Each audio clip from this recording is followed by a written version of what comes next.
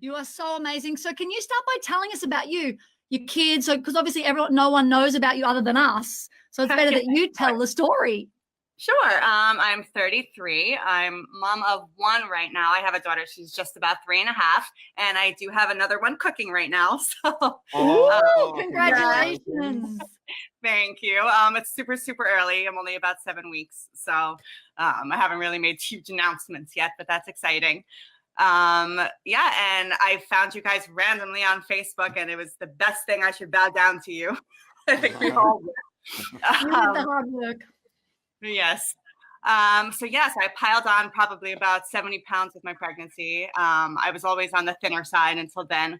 And I was in a really, really horrible mindset. And I know you guys talk all the time about, that positive mindset and adopting it. And I'm really all about that now. I think that was the biggest change for me, honestly, other than, dropping the weight. I was just in this really horrible, desperate place. And I was angry all the time, and I didn't want to go out, and I didn't want to eat in front of people, go to the hairdresser, just simple things that you would always do because I was always afraid of being judged. You're eating a salad, but you're thinking, oh, someone else in the corner is probably laughing because they're like, oh, she needs to eat that salad. Or you're eating a piece of pizza and someone else is judging you because they're saying, oh, she should not be eating that pizza. So it was just constant battle in my mind until now, which is just, it's an incredible weight off your shoulders to be able to just be confident and positive all the time and feel good.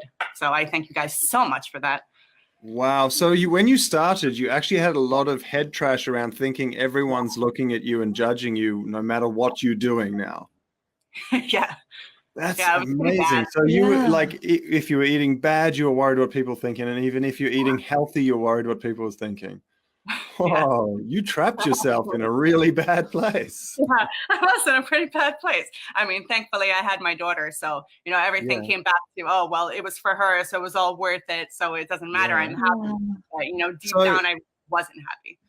So with that, Janna, so there's so many people that are actually in the exact same position right now as you were. They're too afraid to even eat a salad in public in case someone goes, yeah, well, you should be eating that, or someone looking at them. What would you say to them to help them get through that to where you are now? I wish I could talk to my old self. Absolutely nothing that anybody else thinks ever matters. And the only thing that matters is that you're taking the steps that you need to do, however small that they are, or however unsuccessful you think that they may be, to improve yourself and be a better you.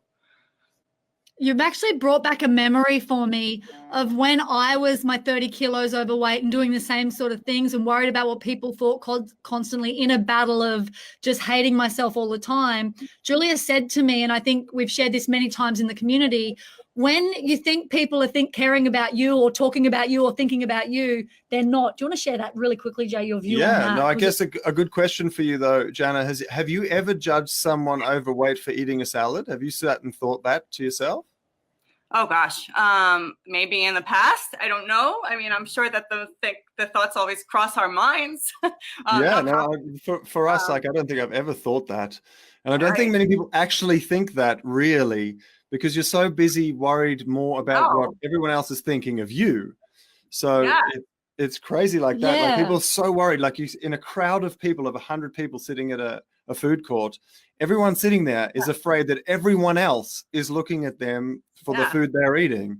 But no one's looking at everyone. Everyone's worried about everyone else. Yeah, and not just food, like in any situation. Yeah, everyone's always worried about what someone's thinking about them. So really, they're not worried about you. They're worried about what you're thinking of them at the same time. So it's cool you've let that go.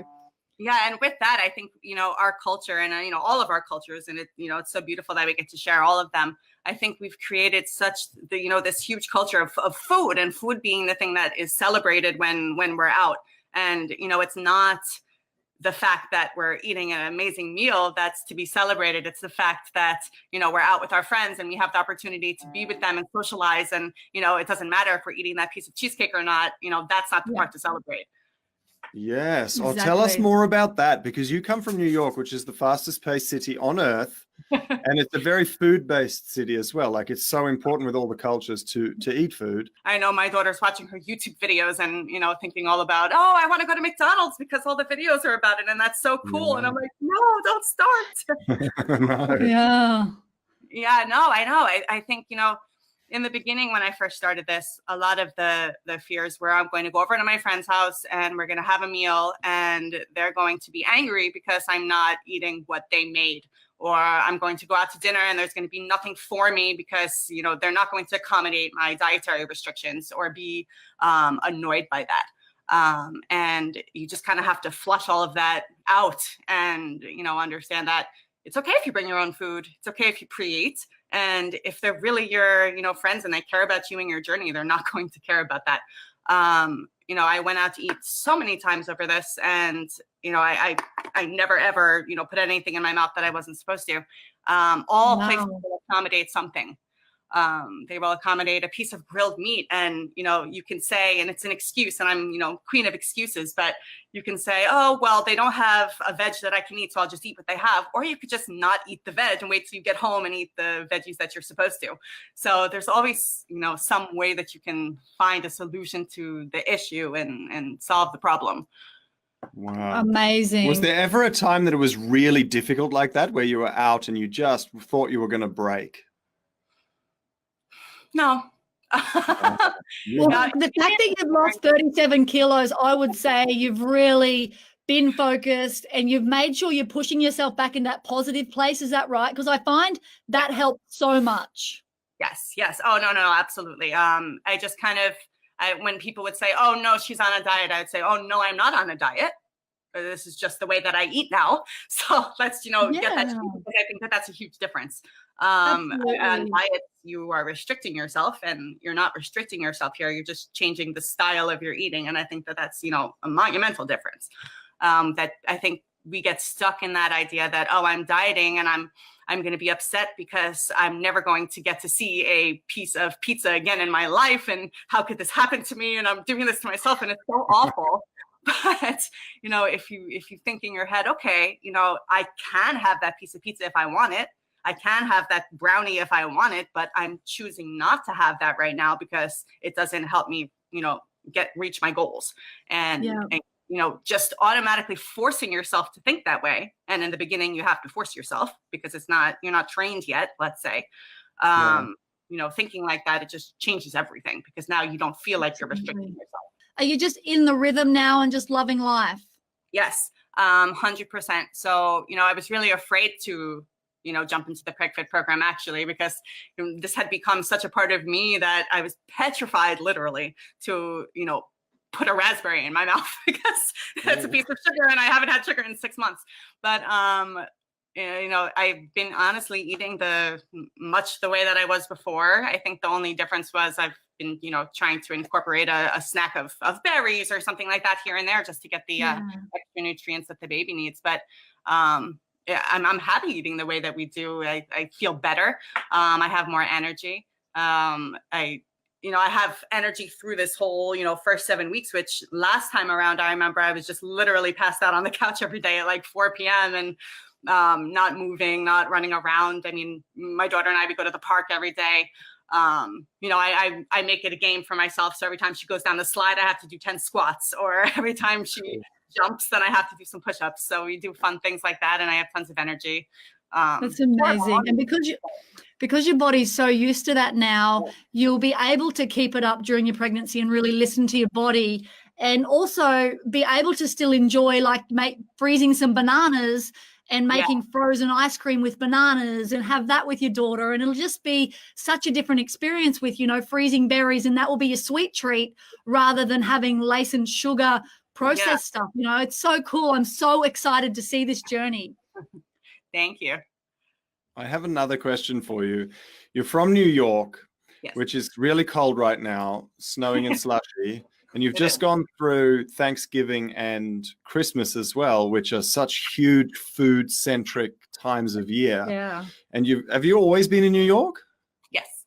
So you grew up there, so you've got family, and you're the quintessential New York family that we've seen on the movies, where you get together on Christmas Eve or on Thanksgiving dinner.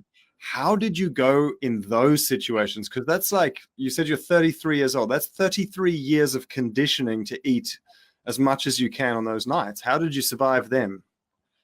I think my motivation and, just the vision of my goals and, what I wanted drove me through that time. And that idea, like I was talking about before, of, I'm spending it with my family. It's the idea that we're all together and happy and talking and seeing people that I haven't seen all year. And it's not about the fact that there's turkey with gravy on the side table over there, or some stuffing. I brought food with me. So genius. Whenever we do anything, whether it's at school, because I'm a teacher, so whenever it's at school or we have a potluck and the teachers are bringing things, or through the holidays, I always make sure that I bring something that I know that I can have. So that way, I don't have to feel like I'm sitting there without a plate while everyone's eating. So I made a turkey. It looked like a turkey. Well, I tried, out of raw veggie. So, and I didn't bring any dip, but I cut up peppers and colors, and I made it look like a turkey. So that was fun. So everybody was saying, "Oh, that's so cute!" And I knew that I could sit and eat the entire platter because no one else touched it. But and I literally did. And then I did the same thing at Christmas, and the same thing, honestly, at New Year's. I went shopping and just packed the fridge with all of my stuff that stuck it on the side and told my in-laws not to touch it, and we went that far. Wow, that is so amazing. Amazing. Wow. So, and everyone else is also drinking. So you just had sparkling water. Yes. Wow. And so when your family, did you have anyone in your family say to you, well, what are you doing? Shouldn't you just live a little? Oh, yes. In the beginning, my father was terrible because he's always been this health fanatic. And so, he's very stubborn, and he doesn't like when, people go against his ideas of health.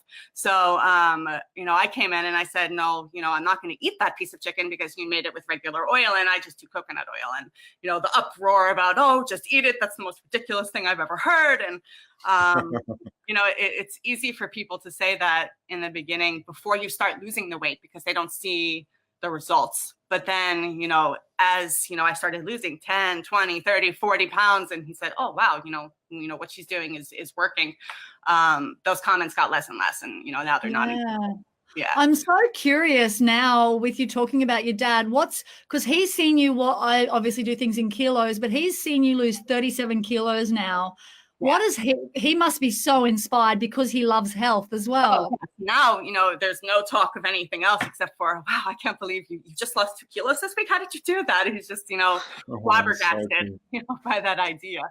So you're the expert now. Yes, and he more than happily makes me plain steamed vegetables and won't spray it with oil.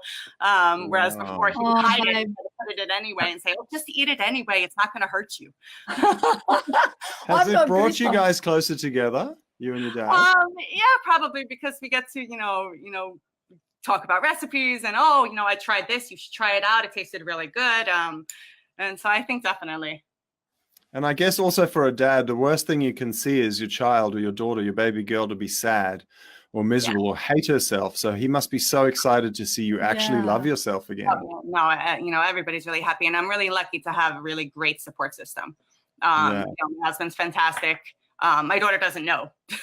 So, I make sure to, not talk about body or food changes or anything in front of her. And I think this has been really great for her too. I mean, she always ate healthy. I always made sure, I wasn't doing it for myself, but I was doing it for her, before this started.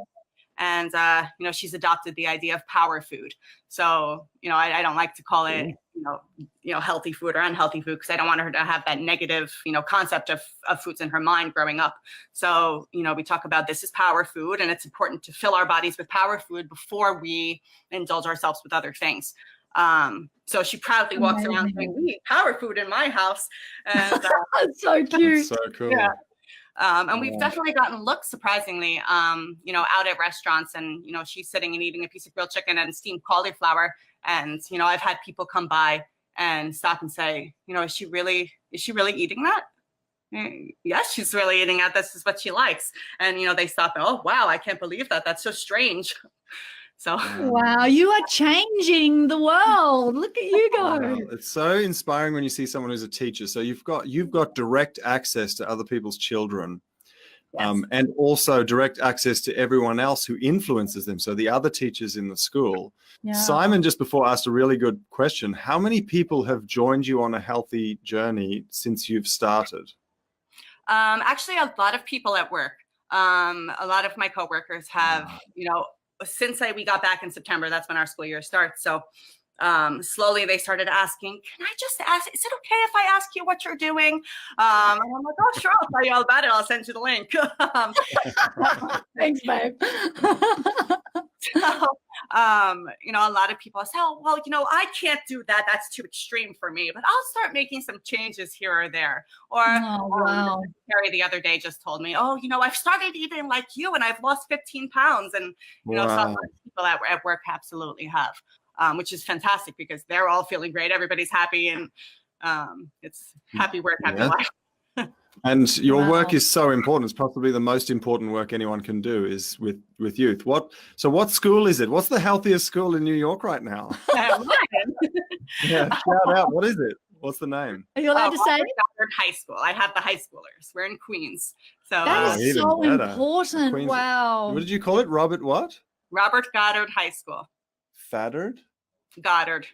Robert Goddard High School, the fittest school in the whole of America. Yeah. New York represents. Thanks to Janna. And I think that youth, because obviously very young children are so easily influenced, but you're inspiring youth that are a bit more, they've got their own, they want to create their own mindset and they've got their own opinion on things. So just by you doing that and really making a stand for your health, babe, you don't know whose life you've changed. Hey, you only know the circle that have said something to you, but imagine the amount of people that have looked on and not said anything, or their families. And there's just this ripple effect you have created on your own, all by yourself. Oh. So and the people in our community. It goes beyond that. It's the kids that you are teaching, their future children, because of one day when they're older, they'll go, we had this teacher, right? Miss Janna. She lost 30 kilos and became 37 kilos. I mean, what do you call it? Like 64 pounds. I think that's right. 60 or 70 pounds. 82. She just bloomed like a flower. And if she could do it for us, we can do it for our kids. And that'll save those kids' lives. Are you a happier teacher now? Do you think you're just really excited? Yeah, I have a lot more patience too. So I teach ESL. So I teach all of the foreign kids who come, who need to learn English and, acclimate themselves to our society, which is really great in and of itself because I work with the whole immigrant population. So they have a whole other list of struggles. But I know I've had one or two conversations with a couple of girls who, were struggling with body image and things like that. And, we talked to them and just making healthy choices and making sure that we have, the energy that we need to fuel ourselves through the day and to study and to get good grades and to reach our goals, our work goals, our career goals, our college goals, and life beyond high school. And that's been really great. Amazing. Wow. So you're actually not only impacting local kids, you're helping people who've changed their entire existence to come over to New York, the busiest city in the world, to start a new life. So these are immigrants that you're helping to feel better about themselves. Like the impact of what you're doing is so huge. Just by one choice. You're such an amazing person. We're so proud to be talking to you. I'd love to just know from your perspective how that feels for you. One choice you made has not only impacted the 30,000 people in our secret community, they're so inspired by you every day and they want to get the results you've gotten, but also your family, also your students, their families. Like the ripple effect of what one choice you made, beautiful, has been huge. How does that make you feel? Oh, amazing. I never thought that, it'd be me who did this. I had it, and I told you about my mindset before, but I was convinced, and you can ask my husband, I was convinced that it was impossible for me to lose weight, that I was this anomaly, that it was just me and something, I just couldn't do it. It was not possible. Wow. For a while in the beginning, I was just like, really? Did I really just lose 10 kilos? Did I really just lose 20 kilos? I just couldn't believe it. And just, having the opportunity to, however small or big, help someone, along the way is just, incredible. And, amazing. Along with what I love to do in general, because I love to help. And I mean, that's why I'm a teacher and that's why, I chose this profession. For one choice of you just choosing, I just want to be happy. I deserve to be happy. just going to give this a go. And I mean, everyone in the world deserves to be happy. Yeah, everybody deserves to be happy. And, whatever we were doing before, clearly it wasn't working. So you just have to erase, the excuses from your head. And, at the end of the day, they're all excuses. We know it's nothing bad. I mean, I made them too. You have to erase them and just adopt that positive mindset like you guys always talk about, and just jump in and try it. And you know what, if you fail, that's okay. And you just keep going and you pick it up and you continue. And whatever you did for those first 4 days before you failed and had that cheat day, it's not going to erase everything in your entire, and just keep going and keep trying, and you'll be great, and you'll be successful, and you'll be happy, and you'll look back on this a year from now and be like, wow, I can't believe that I just did that. Amazing. It's so much, would you agree? It's so much more fun living life happy. And it's just a habit, like eating healthy. And we could share one thing with the world is it's just a habit. Being happy is a habit, like eating healthy, and like every other habit, good or bad, we pick up. So it's just so much more fun. Yeah, and happy. I mean, you're happy, other people are happy around you. If you're exactly, and that is so all the time, then everyone else is a Debbie Downer too, because they feel your energy. So poor Debbie. The poor Debbie. Some Debbies out there are probably really happy, and they're like, "Oh God, I hate that." Why did Mom call me Debbie? But it's you have such an infectious happiness. And I don't know if you've seen all the comments coming through. You've got a big fan base in our group, and everyone loves how happy you actually are. So it's almost like it's finally your time to be happy. You've drowned out the happy for long enough, and now you're just such a positive impact on people. Yeah. It's such a privilege to because your talk to you. smile is just beautiful and your face just lights up, and you're giving that. And it's 6 a.m. I know, it's 6 a.m. in the morning, girl. You just I'm so grateful that you've had this, because you said a second ago about excuses, and we're all guilty of having excuses. Some people call them reasons. We like to call them excuses. And when you look back on your life when you're old, and you look back at all the excuses that we've had, they're just regret. So we're better off, let's just find a way to do it. Forget the excuse. I'm just going to work out a way to do it. Yes. And when that clicked for you, the excuses, queen of excuses, Janna decided to be no more excuses. They're just going to be regret for me. I'm just going to make this happen. Yes. When did that happen for you? Did that happen right at the beginning of the program, or where? Yes. Actually right before I started. So I had, tried everything. So I was, paying this dietitian who didn't live here. I would speak to her on the phone, like about 10 minutes per week, let's say. And she would tell me how to change my macros. Now, she had never met me. She didn't know anything about me. And I was paying her way too much money for absolutely no results. And I had joined CrossFit because I love to lift. And I was always an athlete growing up. I was an athlete in college. I swam.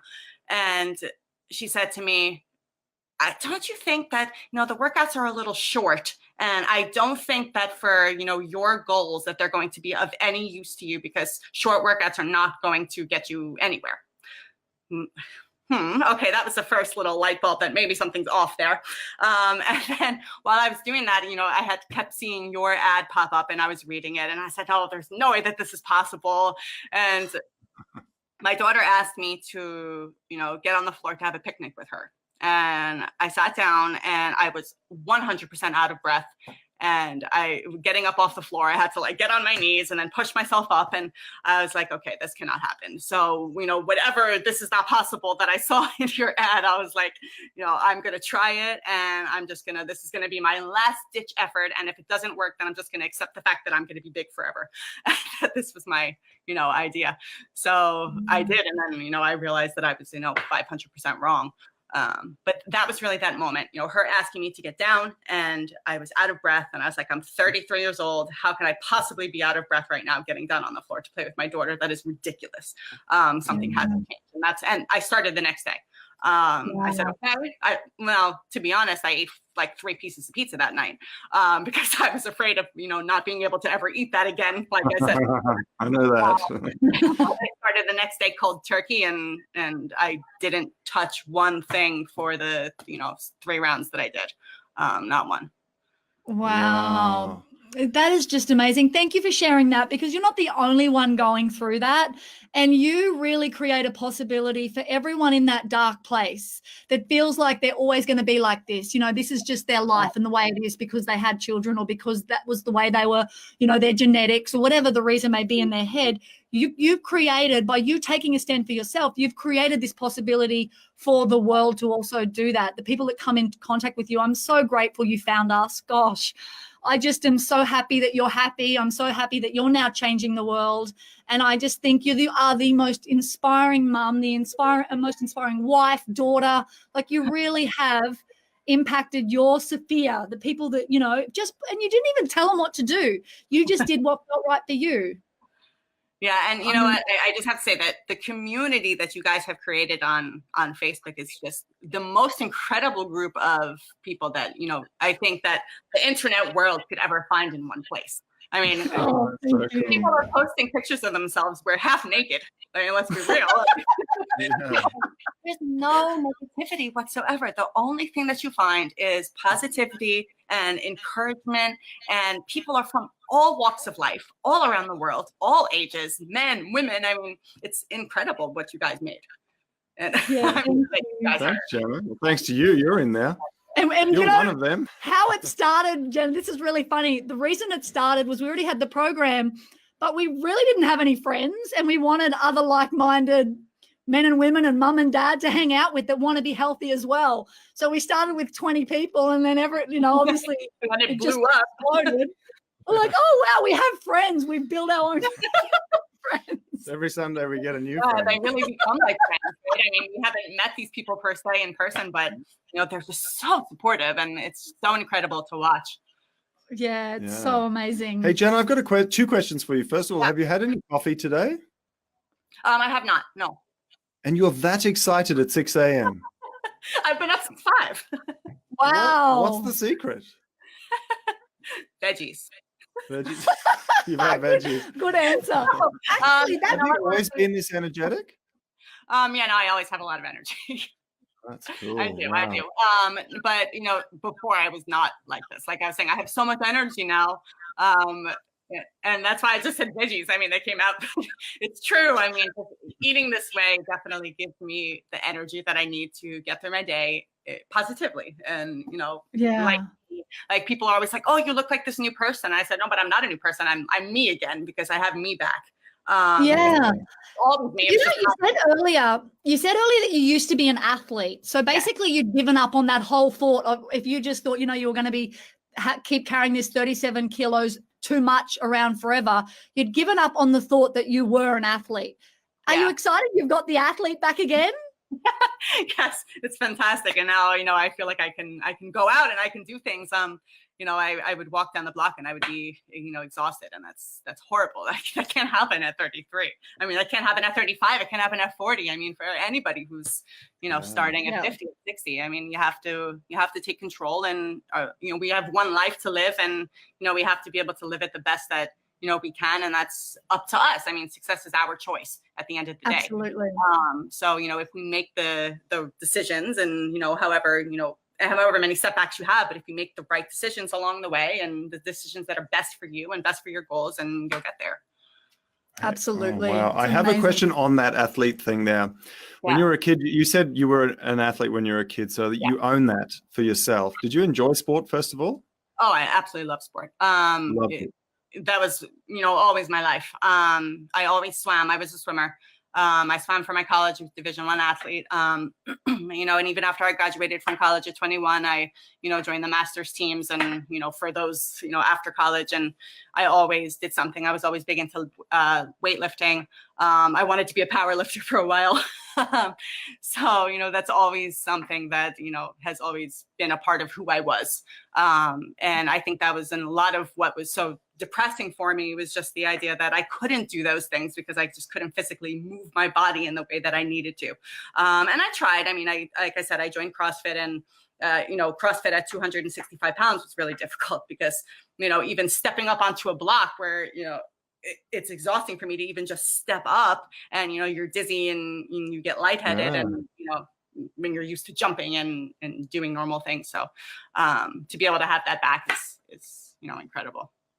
Wow. So as a parent and as a teacher, like we're seeing now a lot of kids in different countries. I don't know if it's the same in New York, but a lot of kids in different countries, sport is voluntary, and it's a lot easier for parents to say, don't worry about it, play on your iPad, than to play sport. When we were kids, we were forced to go play sport to the point where it was a pain in the ass and you didn't like it, but you still did it. But as an adult, you look back and you're like, thank goodness mom and dad dragged me to the sports field.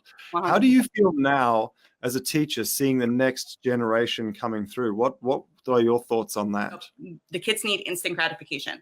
So they can't be bored. They don't know what it means to just sit and, think and to do nothing. And they don't know what it means to go outside and to run and to play in fresh air, to look up at the sky, things that, people do every day, but, we take for granted. These kids don't do it. And they're tired and they have no energy. I mean, they're coming in and at 7:20, my school starts at 7:20. So, the kids are sitting in their first period class and they're eating candy for breakfast, or they're drinking a whole bottle of soda for breakfast. And of course you have no energy because you're not fueling your mind and you're not fueling your body. And, a lot of the New York City schools have gotten rid of physical education and gotten rid of gym because they need to make room for, other subjects. And they lost funding, so they don't have that. So the schools that do, it's such a huge difference than the kids that are just sitting at their desk all day studying and not getting out for fresh air and running around. And then they go home and they sit and they watch TV. I forced my daughter not to do that, much like our parents did for us. She does gymnastics and we're out at the park every day, even if it's freezing cold. We're the only ones there. There's nobody else there, but it's okay. The cold's not going to hurt her. They need that fresh air and they need that movement.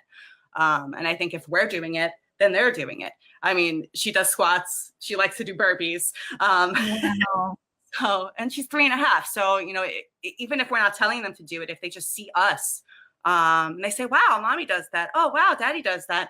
They're going to be curious too, and they're going to try it out. And I think, that's, a lot of the problem too. It's that, they don't always see the parents doing these things.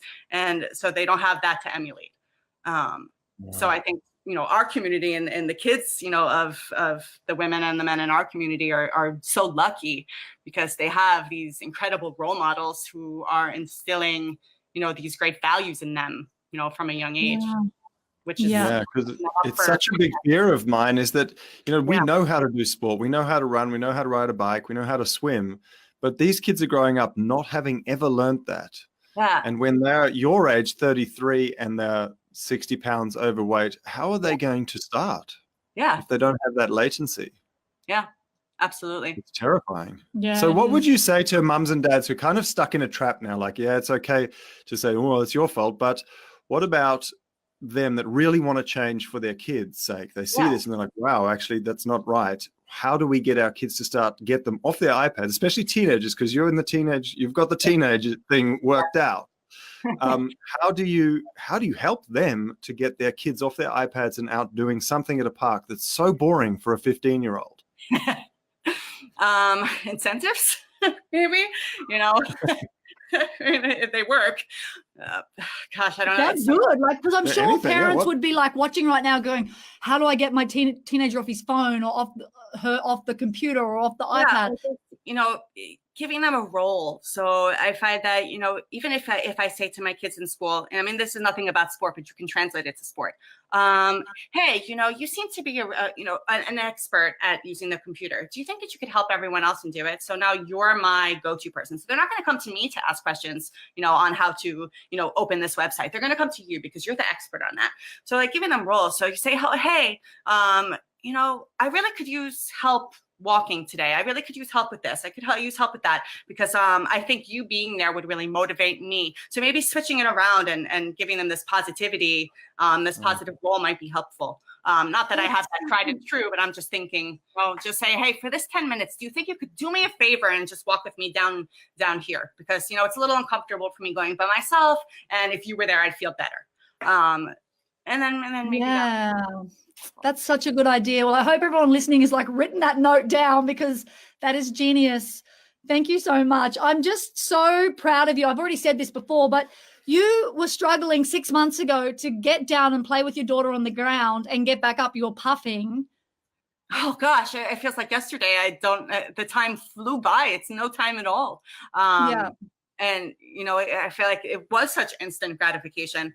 And I think a lot that helps with, you know, the motivation, not just for me, for anyone. When you see that things are working in your favor, you know, it's going to give you, you know, that extra push to keep going. And I know that, you know, I've seen so many people say that they're stuck in a rut, and that, you know, they've plateaued, let's say, for, you know, a couple of weeks, and you just have to, that doesn't mean that you're failing. You know, your body has to adjust to this whole new way of life, and you just have to keep pushing through, and the results will come, and it will fall off. But if you get upset during that time and let that, you know, let those negative emotions fuel what you're eating and say, oh, well, it's not working, so I'm just going to have that piece of cake right now, and kick yourself out of the ketosis, and it's just going to, you know, be negative in the end. So you just have to keep pushing through, and I promise that it'll come and it'll happen.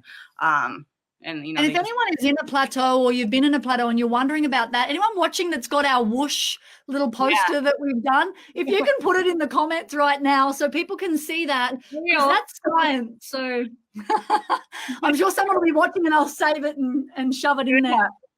It's true. It's true. And it will happen. And, you know, the weight will come off, and, you know, just because even if you put on a pound, you know, 1 week, I mean, women, they have, you know, their monthly visitors, and, you know, people put on weight, and you know, it happens. We get bloated, you know, maybe, you know, your body was just, you know, inflamed. You're working out so much that, you know, your muscles are tired, and they're a little bit swollen sometimes because they've worked so hard.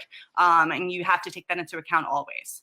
Oh my gosh, I'm so glad you're part of our community. You like totally get it. I love it. It's just, and it's not just us that's excited. So many people love you on here. I think you might have to watch this back and read through all the comments. Everyone that just loves you. I'm sure people would love a little thank you from you at the end. They'd feel like a celebrity's just showed them some love. It's amazing. 6 months ago, you couldn't even love yourself. Now you've got thousands and thousands of people who absolutely adore you because of who you actually are. I mean, like I said, that community is so fantastic and so amazing. And, you know, the people there every day.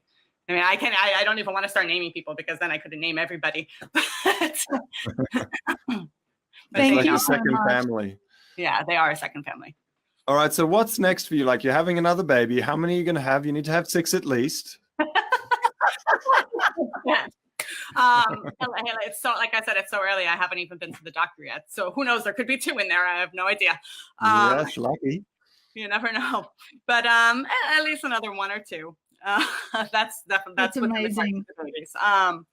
But yeah, I mean, I'm not leaving this community at all, for sure. I'll be in Preg Fit for now for the next, you know, however many months, and then we'll go on to the breastfeeding plan, and then we'll go back to Nourish, and we'll just work that way.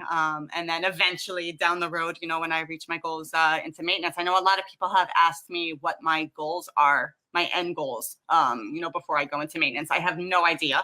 Because honestly, right now I've headed into, this is the, you know, the smallest that I've been in my adult life. So I don't know. I'm heading into uncharted waters. So at this point, I'm happy. So the happiness part, you know, that's checked off. We know. So, you know, then whatever comes after that is, you know, an added bonus. So I'll keep working through until, you know, I get to the point where, you know, I'm the healthiest me that I can be. And then that's when I'll stop maintenance. Yeah. Well, we're so excited you're part of our Sophia. We're only a message or an email. Like, we'll always be in touch. And please, always, like, for everyone that's part of our community, you're part of our family. So always just reach out if you have any questions or you need anything. And I know you got the community as well, but yeah, you guys are really fantastic about answering back. I know that sometimes, you know, if people don't answer immediately, then, you know, we get upset, but, you know, you guys are always a click away, and we know that. Yeah, that's perfect. So cool. Well, hey, one quick question for you. Yeah. When you said that you're always happy now, what would you do to bring yourself out of a stage? Like, I mean, you said once a month you get your period, so obviously you're going to be a little bit hormonal, and something could go wrong at school, or someone say the wrong thing to you. A lot of people, they find that they're really good and motivated until something goes wrong in their life, and then they fall back into old habits. How do you, like, you've been going 6 months now. How do you combat that? Well, I think that goes back to the idea that food is what makes us happy. So I think that when something bad happens, the first thing, and, you know, me, myself, I did this too, that as soon as something wrong happens, you need to go and eat things that make you happy, because that's the only thing that's going to make you happy.